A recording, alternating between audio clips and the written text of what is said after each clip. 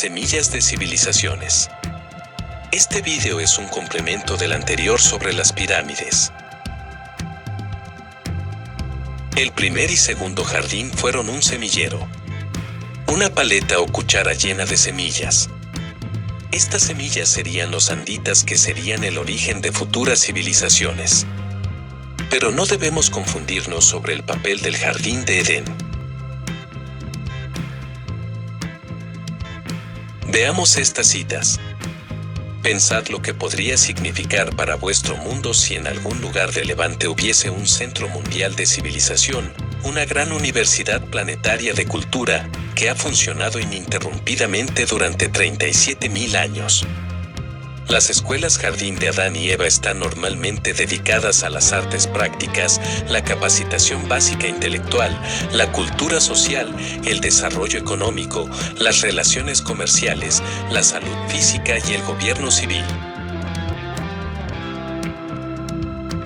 Así que debemos entender que la existencia del jardín y la sede adansonita de la raza violeta no eran solo civilizaciones, sino principalmente una universidad, una escuela planetaria de cultura.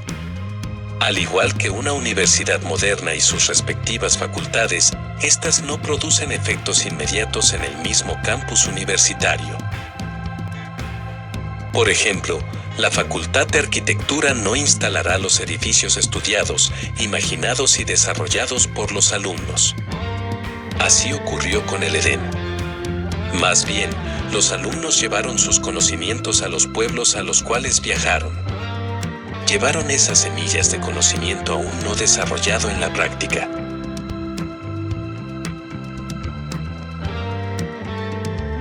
Por esa razón en Göbekli Tepe no habían pirámides, sino más bien era un centro religioso y educativo. Muy cerca, Karahan Tepe tiene las mismas características. Grandes aulas educativas centradas en ser una universidad. Y esto la arqueología lo ha demostrado. Tal como las universidades actuales, que son semilleros de conocimiento, más que desarrolladores prácticos del mismo, en la antigüedad el Edén era un centro teórico. Y aún así la sede adansonita fue un poco más allá, y después de Adansón se construyeron algunas protopirámides.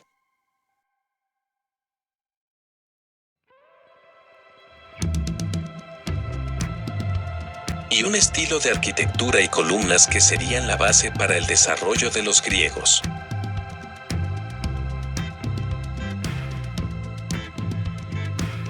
De hecho, una pirámide estilo zigurat sí existió en la cultura de la cordillera Kapet.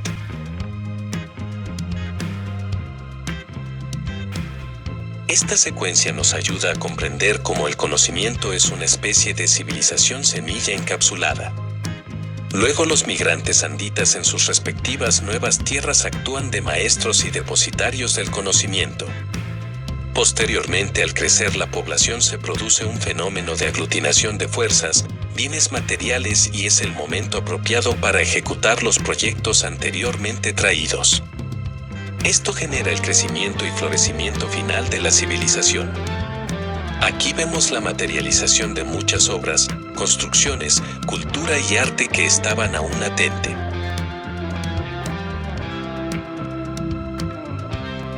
Estas tres imágenes representan a la Grecia primitiva que esculpía a sus antiguos dioses de cabeza alargada, para luego pasar a la Grecia clásica que los esculpía de forma más similar a sus contemporáneos, para luego con los respectivos recursos, crear los impresionantes templos y construcciones que aún maravillan al mundo.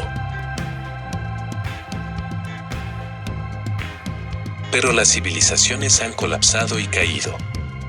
La destrucción de la Biblioteca de Alejandría con todo su conocimiento y la posterior caída de Roma son ejemplos dramáticos que nos recuerdan la importancia de cuidar a la civilización.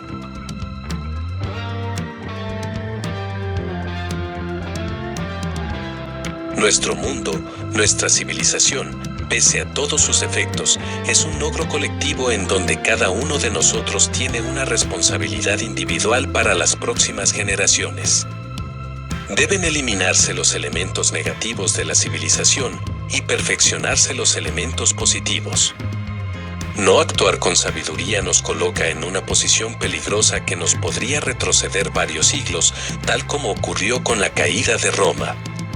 El futuro para los niños depende de cuidar y mantener nuestra civilización.